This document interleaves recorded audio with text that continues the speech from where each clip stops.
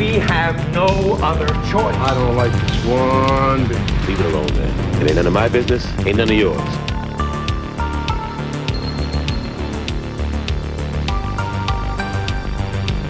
I said, what's your problem?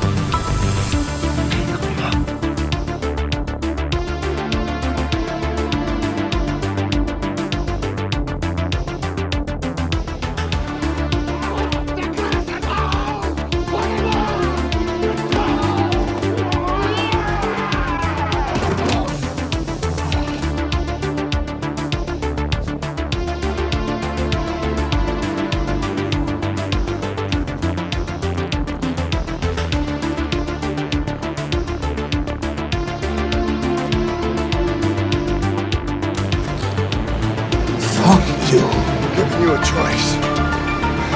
Either put on these glasses or start eating that trash can.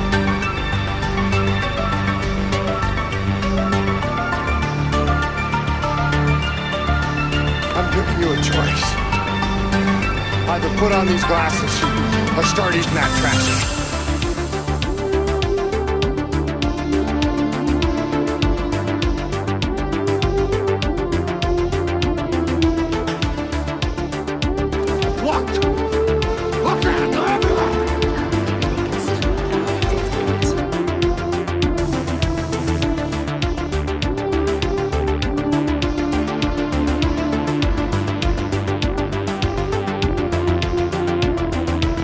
I have come here to chew bubblegum and kick ass. I'm all out of bubblegum.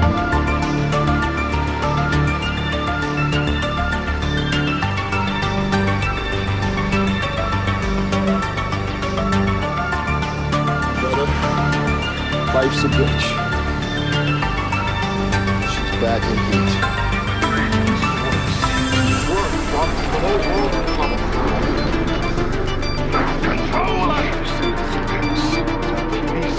Got one that can see. Mama don't like Carpenter.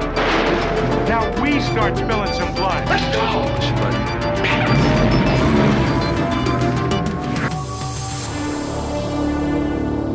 I've had a rough couple of days.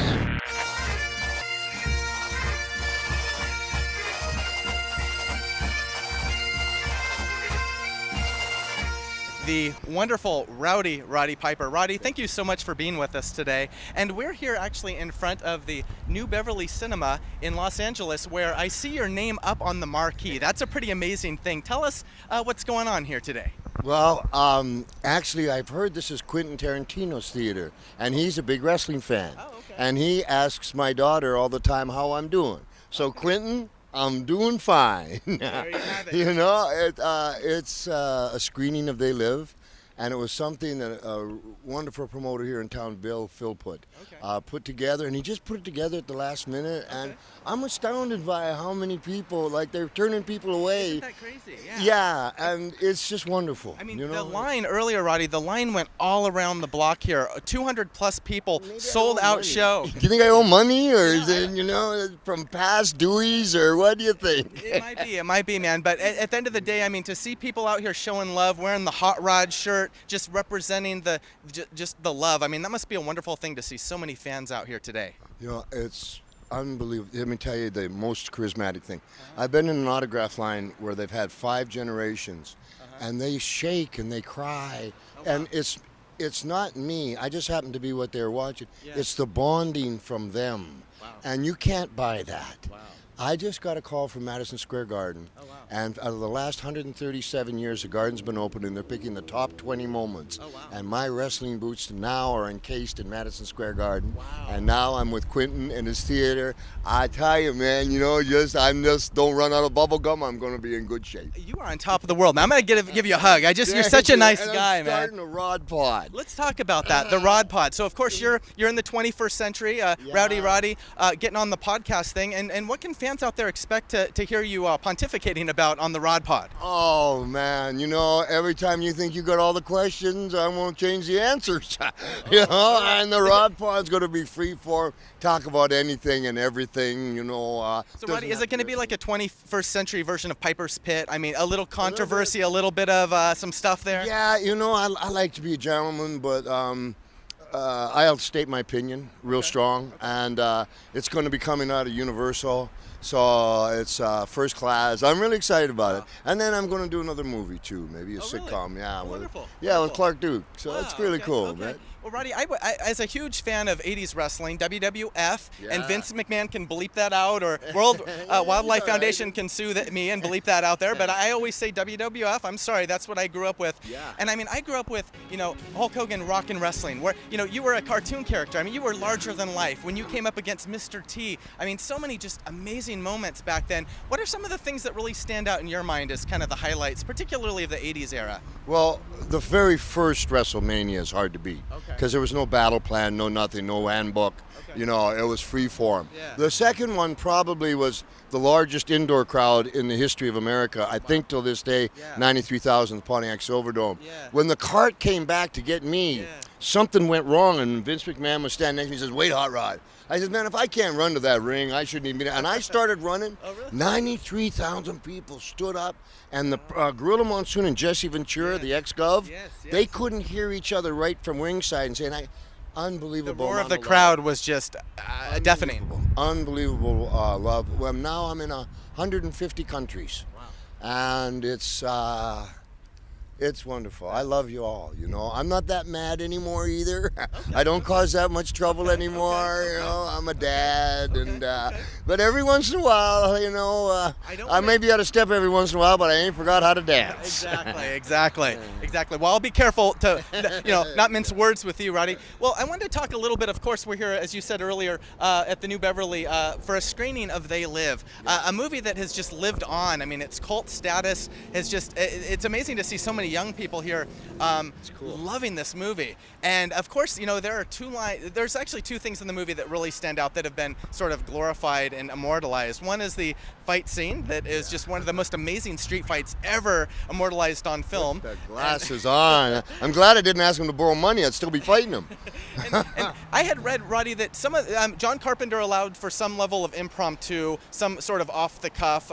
Given that the athleticism that you had and other people in the film, he really let you kind of run with that. So, to what extent did you, as an actor, were you able to kind of do some things impromptu style? Yeah, I tell you, with the fight in They Live, that makes it special is it matches the arc of the script because the fight was between two friends. And John Carpenter had me watch The Quiet Man with John Wayne, Maureen O'Hara, and at that time that was the longest fight. Here's the best part for me, is when they're fighting, I take a 2x4 and swing it at Keith David, and I miss him and I break the glass, but I realize this is my friend. And I'm like, but he gets mad while you and bust a wine bottle, but it cuts his hand. And as his friend, that makes me laugh. That enrages him more, and here he comes. So it was a fight between two friends. And then that's what made it special. It's something that a lot of people can relate to, unfortunately. A lot of us, even with people that we love, we sometimes fight with and things like that. It's part of our nature, we try to get along, but like my wife and I, we've been married 30 years and we haven't agreed on anything since we said I do. And four of the most beautiful kids in the world. Yes. So Definitely. Wonderful. And then, of course, the famous line that I'm sure you have to say over and over, and that was something that you just came up with off the cuff, correct? Yeah, because so John says action, and he goes, hold the roll, which means everything's burning, and he says, Rod, he says, you're going in a bank, you got bullets on, you got a shotgun, sunglasses, you're not going to rob it, you need to say something, man. I come here to chew bubblegum and kick ass, and I'm all out of bubblegum. Lunch, that was it. And as I'm walking back, I'm going, what did I just say there? What was that? And there was no more than that. I have come here to chew bubblegum and kick ass.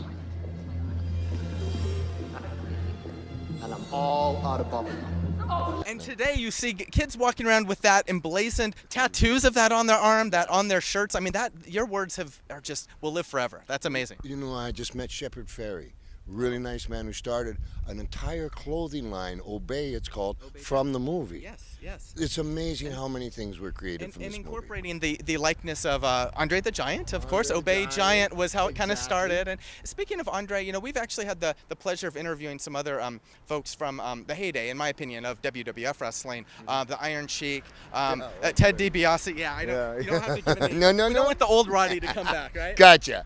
But Roddy, of course, this last year, one of my, in addition to you, one of my favorite wrestlers of all time, Randy Macho Man Savage, had a very untimely passing. And do you have any memories of that kind of stand out in terms of interacting with Macho Man back in the day? Any matches that kind of stand out in your mind, or? Well, I'll tell you, he did one where I'm not sure I could have done it. Yeah. They tied his hands in a rope, and Jake the Snake came out with a real snake and snatched into Randy's arm. And Ben, baby Jesus, I think I'll go fight the bear named Victor. I ain't fighting the snake. So Macho Man truly was macho. I mean, he was able to withstand that. I don't know if you can hear this. One time I'm in the dressing room, I'm sitting down, and to my right is Hogan.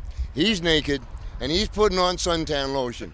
To my left is Macho. He's naked, and he's got a Norelco razor, and he's shaving his bum. And I'm looking to both sides, and I got a kilt on. Okay. That's wrestling. That's God's truth. I don't know what else to say there, Roddy. Thank you so much for that. And again, check out the Roddy's podcast up on the screen, and check out all the exciting things going on with Roddy. So thanks again, Roddy. Thank you very much. God bless.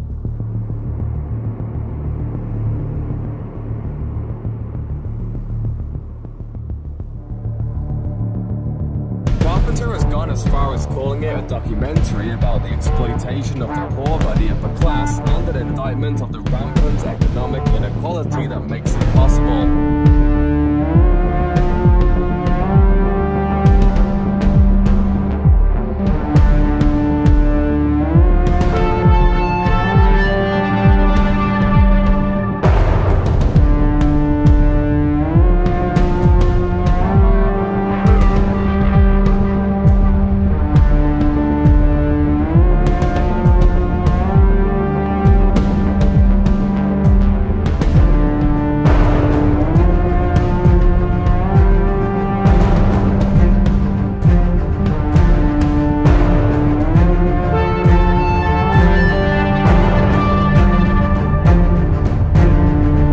You look as shitty to us as we do to you. Impossible.